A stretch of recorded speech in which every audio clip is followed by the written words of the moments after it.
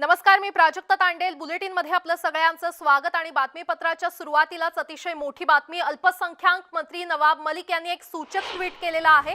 उद्या काही पाहुणे माझ्या घरी येणार आहेत असं मलिकांनी ट्विट केलंय. चहा आणि खाद्यपदार्थ देऊन त्यांचं स्वागत करणार असल्याचं देखील त्यांनी ट्विटमध्ये म्हटलंय.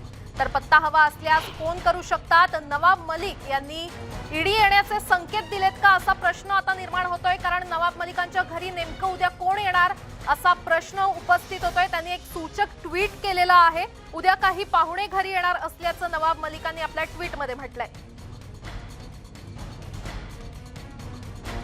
याबाबत अधिक माहिती देत आहेत आमच्या प्रतिनिधी स्वाती लोखंडे आपल्यासोबत जोडल्या गेलेल्या आहेत. स्वाती, खरं तर नवाब मलिकांनी उद्या काही पाहुणे घरी येणार आहेत असं सूचक ट्विट केलेलं आहे. नेमका या ट्विटचा अर्थ काय समजायचा? खरं तर या ट्विटमध्ये आणखी एक मजेशीर गोष्ट त्यांनी असं म्हटलंय की माझ्या घरी पाहुणे येणार आहेत, मी चहा आणि सोबत कुकीज घेऊन त्यांची वाट बघणार आहे आणि जर त्यांना योग्य ऍड्रेस हवा असेल, त्यांना तो सापडत नसेल, त्यांनी मला फोन करावा असं त्यांनी म्हटलेलं आहे. मागच्या काही दिवसांमध्ये म्हणजे समीर वानखेडे प्रकरणावर त्यांनी बोलायला सुरुवात केली आणि त्यानंतरच त्यांनी केंद्र सरकार आणि बाकी इतर केंद्र सरकारच्या एजन्सी यांचा होणारा गैरवापर यावर सातत्यानं टीका केलेली आहे. आणि अनेक बाबतीतल्या म्हणजे जर आपण समीर वानखेडे यांच्या बाबतीत म्हणू तर अनेक पुराव्यांसह त्यांनी ट्विट केलेलं आहे. आणि त्यानंतर मग जे काही सुरू झालं म्हणजे कोर्टामध्ये मानापमानाची अनेक याचिका दाखल झाल्या. त्याच्या सुनावणी दरम्यान पण आपण बघितलं की एनसीपीचे काही कार्यकर्ते त्यांच्या बाजूने उभे राहिले, तर मग ते कोविडचा भंग आहे अशी अशी हे करणारी याचिका पण दाखल झाली. म्हणजे एकूणच नवाब मलिक वर्सेस केंद्र सरकार, नवाब मलिक वर्सेस भाजपा हे समीकरण मागच्या म्हणजे अगदी मुंबई भाजपाचे जे पदाधिकारी आहेत किंवा जे नाही आहेत, जे आधी पदाधिकारी होते त्यांच्यातलं युद्ध आणि वाकयुद्ध आणि त्याचबरोबर कोर्टातलं युद्ध आपल्याला बघायला मिळालं. आणि त्यानंतर त्या पार्श्वभूमीवर ईडीचे आपल्या घरी लोक येऊ शकतात असं त्यांनी सूचक वक्तव्य केलेलं आहे. ते स्वतः आता बीडवरून निघालेले आहेत आणि रात्री 11 पर्यंत पोहोचले म्हणून त्यांनी म्हटलेलं आहे. याच्या आधी असं कळत होतं की कदाचित ते सकाळपर्यंत येतील, पण नाही, त्यांच्या घरी सेंट्रल एजन्सीचे म्हणजे ईडीचे काही लोक येणार आहेत असं त्यांना कळलेलं आहे त्यांच्या सोर्सेस कडून. त्यामुळे आता उद्या नेमकं कोणत्या एजन्सीचे लोक येत आहेत की नाही, की आले तर नेमकं त्यांचं म्हणजे कोणत्या विरोधामध्ये नवाब मलिक यांच्या घरी पोहोचतील हे बघणं महत्त्वाचं ठरणार आहे. निश्चितच स्वाती, खरं तर आता उद्या नेमकं काय होतंय हे पाहणं महत्त्वाचं ठरणार आहे. नवाब मलिकांनी हे सूचक ट्विट केलंय आणि कोणत्या पार्श्वभूमीवर त्यांनी हे ट्विट केलंय हे पाहणं देखील महत्त्वाचं ठरणार आहे. स्वाती, धन्यवाद या सविस्तर माहितीसाठी. वळूयात पुढच्या बातमीकडे. एक मोठी बातमी. अमित शहांना उदय सामंत यांनी आता प्रत्युत्तर दिलंय. मंत्री उदय सामंत यांनी अमित शहांवर टीका केली आहे. अनेक जण पक्ष सोडत असल्याचं वक्तव्य त्यांनी केलंय आणि कार्यकर्त्यांना उमेद ऊर्जा देण्याचं वक्तव्य देखील त्यांनी केलेलं आहे. शिवसेनेचे नेते आणि उच्च आणि तंत्रशिक्षण मंत्री उदय सामंत यांनी केंद्रीय गृहमंत्री अमित शहा यांच्यावर टीका केली आहे. ज्या पद्धतीनं महाविकास आघाडी काम करते त्यामुळे अनेकांच्या पायाखालची वाळू सरकली आहे. कार्यकर्ते, नेते आणि पदाधिकाऱ्यांना थांबवण्यासाठी अशा प्रकारची भाषणं करणं गरजेचं असतं. त्याच भावनेतून शहा साहेबांनी असं वक्तव्य केलंय. आणि भाजपतील अनेक मंडळी पक्ष सोडून महाविकास आघाडीत येत आहेत. प्रवेशाचा ओघ थांबवण्यासाठी, मॉरल सपोर्ट देण्यासाठी, उमेद ऊर्जा देण्यासाठी हे केलेलं वक्तव्य असल्याची टीका सामंत यांनी केली आहे. त्यांना काय म्हणायचं मला माहिती नाही, कारण त्यांचं पूर्ण भाषण मी ऐकलेलं नाही. परंतु या सगळ्याची उत्तरं महाराष्ट्र राज्याचे मुख्यमंत्री आदरणीय उद्धव ठाकरे साहेबांनी ऑलरेडी दिलेली आहेत. आणि ह्या पूर्वी पडलेल्या प्रश्नाची उत्तरं आता 2 वर्षांना देऊन काय उपयोगाचं आहे असं मला वाटत नाही. जनतेनं उद्धव ठाकरे साहेबांना स्वीकारलेलं आहे. अतिशय चांगले मुख्यमंत्री म्हणून उद्धव ठाकरे साहेब काम करत आहेत आणि उद्धव ठाकरे साहेब महाराष्ट्रातल्या जनतेच्या हृदयामध्ये वसलेले आहेत. मला ह्या वक्तव्यावर फक्त ती पहाट आठवते. काहीतरी शपथविधी झाला होता सकाळी 6 वाजता. तो कुठच्या पक्षावर झाला होता? आज शिवसेना राष्ट्रवादी काँग्रेस पक्षावर गेली म्हणून काही लोक आरोप प्रत्यारोप करत आहेत. पण पहाटे 5 वाजताचा जो शपथविधी होता तो ह्याच 2 पक्षापैकी एका पक्षावर होता ना. त्याच्यामुळे मला त्याच्यावर काय, आणि हे लोकांना माहिती आहे, त्याच्यामुळे लोकांना सगळ्या गोष्टी कळत असतात. मतदानातनं लोक शिवसेनेच्या माध्यमातून मतदान करून उत्तर देतील. दरम्यान अमित शहांनी शिवसेना आणि उद्धव ठाकरेंवर कसा घणाघात केलाय पाहूयात. महाराष्ट्र के चुनाव में 2019 में आया था। मैं खुद उस वक्त शिवसेना के साथ जो संवाद हुआ मैंने खुद ने किया है, और मैं फिर से आज कहना चाहता हूं कि उस वक्त तय हुआ था कि देवेंद्र फडणवीस के नेतृत्व में चुनाव लड़ा जाएगा और मुख्यमंत्री भारतीय जनता पार्टी। मुकर गए,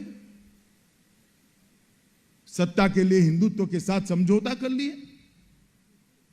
दो पीढ़ी से जिनके सामने लड़ते थे उनकी गोदी में बैठ गए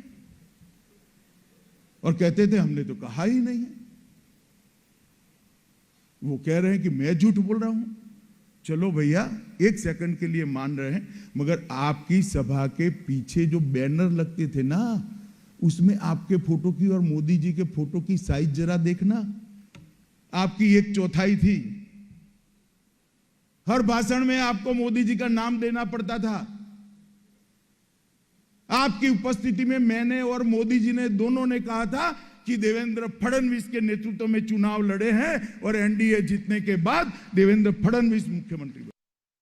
मैं आज भी कहना चाहता हूं, अगर हिम्मत है इस्तीफा दीजिए, कर दो 2-2 हाथ, तीनों लोग एक साथ में लड़ने के लिए आइए। भारतीय जनता पार्टी का कार्यकर्ता तैयार बैठा है। महाराष्ट्र की जनता भी हिसाब किताब करने के लिए तैयार बैठी। इस प्रकार से सिद्धांत विहीन राजनीति किसी भी राज्य की सरकार पसंद नहीं करती। वळूयात पुढच्या बातम्यांकडे। राज्यात ओमायक्रॉनच्या नव्या 6 रुग्णांची नोंद झाली असून त्यातील 4 रुग्ण हे मुंबईतले आहेत, तर कर्नाटकची राजधानी बंगळुरूमध्ये शिवरायांच्या पुतळ्याची विटंबना करण्यात आली। याचे पडसाद मुंबईमध्ये उमटलेले आहेत आणि या प्रकरणावरून शिवसेना आक्रमक झाली, तर दुसरीकडे छत्रपती शिवाजी महाराज यांच्या पुतळ्याची विटंबना करणारा माथेफिरू पकडला गेलाय। हा माथेफिरू काँग्रेसचा कार्यकर्ता असल्याचं कळतंय।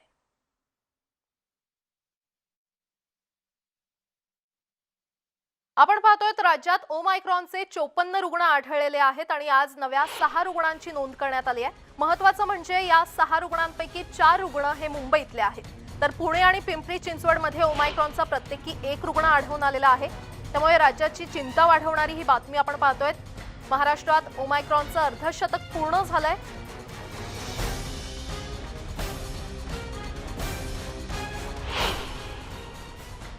आता पाहूयात आणखी एक महत्त्वाची बातमी। कर्नाटकातील छत्रपती शिवाजी महाराजांच्या पुतळ्याची विटंबना करणारा माथेफिरू हा पकडला गेलाय।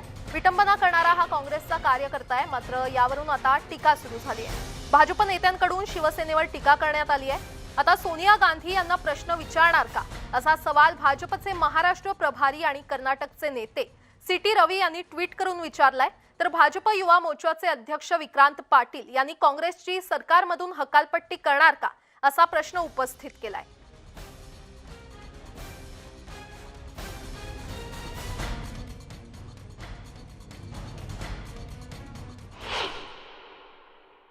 कर्नाटकची राजधानी बंगळुरूमध्ये शिवरायांच्या पुतळ्याची विटंबना करण्यात आली आणि याचे पडसाद मुंबईमध्ये उमटलेले पाहायला मिळाले। या प्रकरणावरून शिवसेना आक्रमक झाली। शिवसैनिकांनी कर्नाटकच्या मुख्यमंत्र्यांचा पुतळा जाळण्याचा प्रयत्न केला, तर दुसरीकडे अंबरनाथमध्ये राष्ट्रवादीच्या कार्यकर्त्यांनी आंदोलन केलं। राष्ट्रवादीने देखील या घटनेचा तीव्र शब्दात निषेध केला।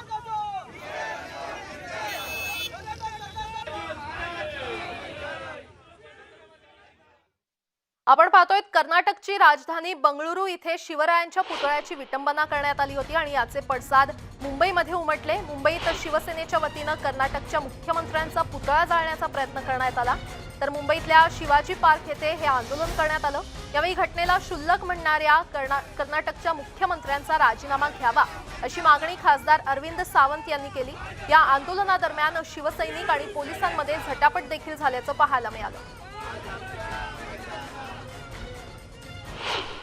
बेळगावमध्ये भारतीय जनता पक्षाचं कर्नाटकात सरकार आहे। केतूंच्या सरकारच्या त्यांच्या कारभारामध्ये तिकडची माणसं छत्रपती शिवाजी महाराजांच्या पुतळ्याची विटंबना करतात, शाई फेकतात आणि या जखमेवर तेथूनचे मुख्यमंत्री मीठ चोळतात आणि म्हणतात ही बाब क्षुल्लक आहे।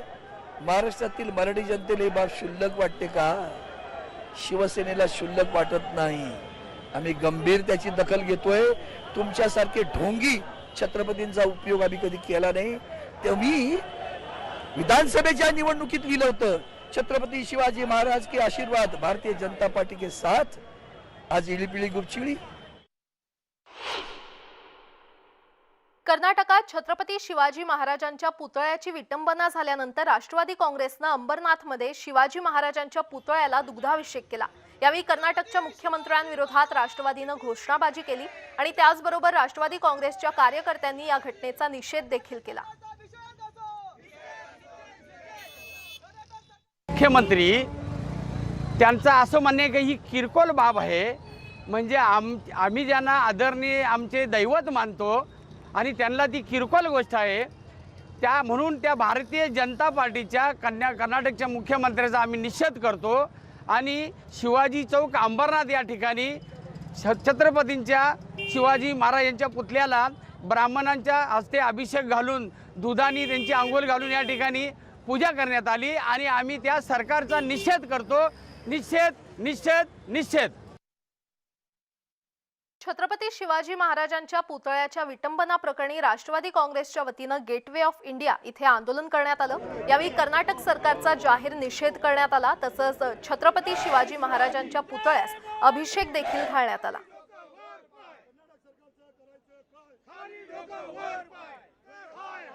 त्यांच्यावर कडक कारवाई करावी हीच आमची मागणी आहे आणि यापुढे आम्ही राष्ट्रवादी पक्षाकडून एक कार्यकर्ता म्हणून कर्नाटक सरकारांना एक इशारा देऊ इच्छितो की त्यांचेही आराध्य दैवत किंवा इतर मुंबई किंवा महाराष्ट्रात आहे। तिकडे मुलुंडमध्ये देखील या घटनेचे पडसाद उमटले। या घटनेच्या निषेधार्थ मुलुंड रेल्वे स्थानकावर राष्ट्रवादी काँग्रेसकडून आंदोलन करण्यात आलं, तसंच या ठिकाणी छत्रपती शिवाजी महाराजांच्या पुतळ्याला दुग्धाभिषेक करण्यात आला। राष्ट्रवादी काँग्रेसच्या मुलुंड तालुका महिला अध्यक्षा संगीता वझे यांनी कर्नाटकच्या मुख्यमंत्र्यांच्या राजीनाम्याची मागणी केली आहे, तसंच कर्नाटक सरकार विरोधात जोरदार घोषणाबाजी देखील करण्यात आली आहे। मला वाटतं छत्रपती शिवाजी महाराज की म्हटल्यावर जय ज्याच्या तोंडून निघत नाही, असं थंड रक्ताचा माणूस महाराष्ट्रात काय भारतात सापडणार नाही। त्या छत्रपती शिवाजी महाराजांच्या नावाने ज्याचं रक्त सळसळतं तो इथे भडकून उठणारच। मग अशा पडसाद मला वाटतं लवकरात लवकर बोमय्या यांनी राजीनामा द्यावा, म्हणजे याचे जास्ती वाईट परिणाम होणार नाहीत। वळूयात पुढच्या बातमीकडे। मुंबईतील वाकोल्यात ओव्हल हुक्का पार्लरवर पोलिसांनी आज छापा टाकला होता। यात 80 ग्राहकांना ताब्यात घेण्यात आलं असून नियम धाब्यावर बसवून हुक्का पार्लर सुरू करण्यात आला होता। या हुक्का पार्लरमध्ये मोठी गर्दी झाली होती। यावेळी याबाबत पोलिसांना माहिती मिळताच त्यांनी छापा टाकला असता यात 80 जणांना पोलिसांनी ताब्यात घेतलंय।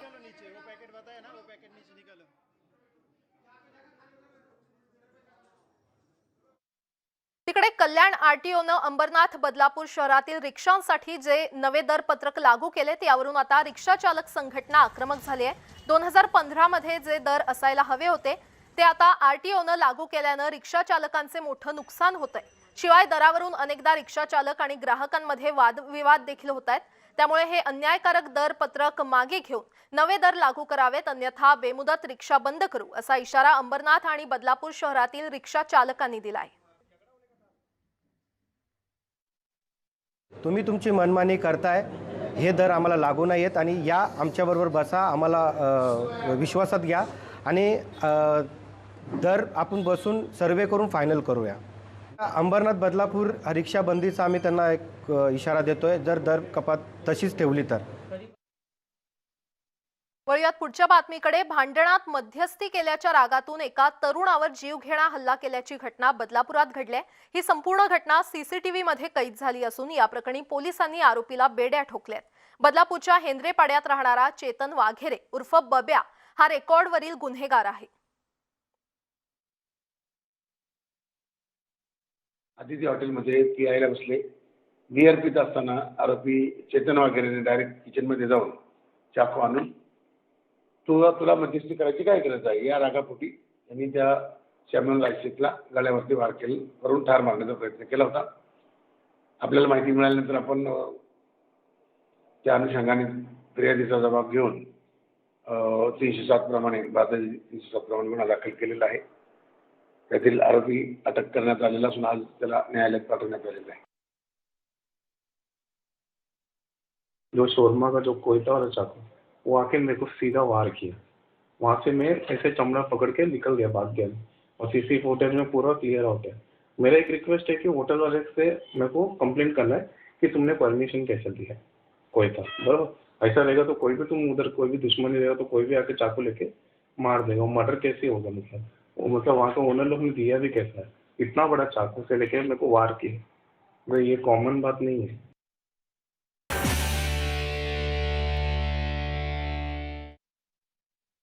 ब्रेक नंतर आपलं पुन्हा एकदा स्वागत। वळूयात पुढच्या बातमीकडे। तिकडे उल्हासनगर शहरातील टीव्हीसी मैदान बंदिस्त नको ते खुलच असावं या मागणीसाठी आज शेकडो तरुण या मैदानात एकवटले होते।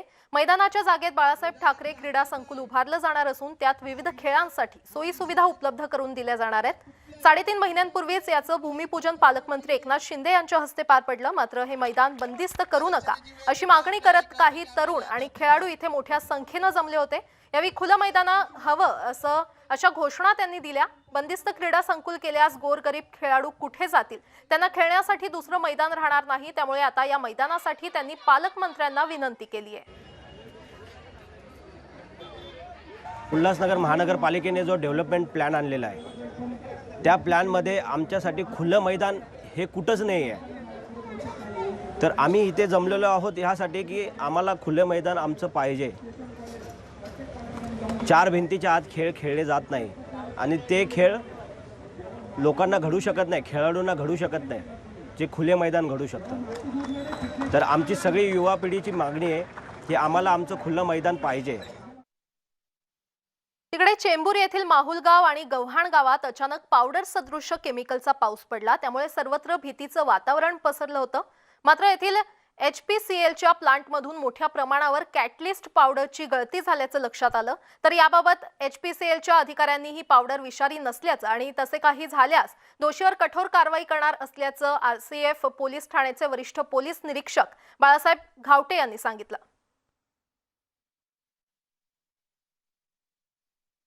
प्लॅनमध्ये एका ठिकाणी बिघाड झाल्यामुळे अड्डस जो तो हवेत पसरलेला सांगितलेला आहे। अड्डसमधला जो सबस्टन्स आहे तो विषारी नाही, बिनविषारी असल्याचं त्यांनी प्राथमिकरित्या सांगितलेलं आहे। तरीही आम्ही ठिकाणी पंचनामा अंतर्गत डस्ट जमा करून तो आम्ही आज रासायनिक प्रयोगशाळेमध्ये तपासणीसाठी पाठवतो। त्यामध्ये कुणाचा हलगर्जीपणा आढळून आल्यास त्यांच्यावर कायदेशीर कारवाई करण्याची तजवीज ठेवलेली आहे। यासोबतच बुलेटिनमध्ये वेळ झाली इथेच थांबण्याची। मात्र न्यूज 18 लोकमतकडून एक आवाहन। कोरोना अजूनही आपल्यातून गेलेला नाहीये, त्यामुळे मास्क वापरा, तसंच सॅनिटायझरचा वापर करून स्वतःला आणि आपल्या कुटुंबाला सुरक्षित ठेवा। आणि ताज्या बातम्यांसाठी पाहत रहा न्यूज 18 लोकमत।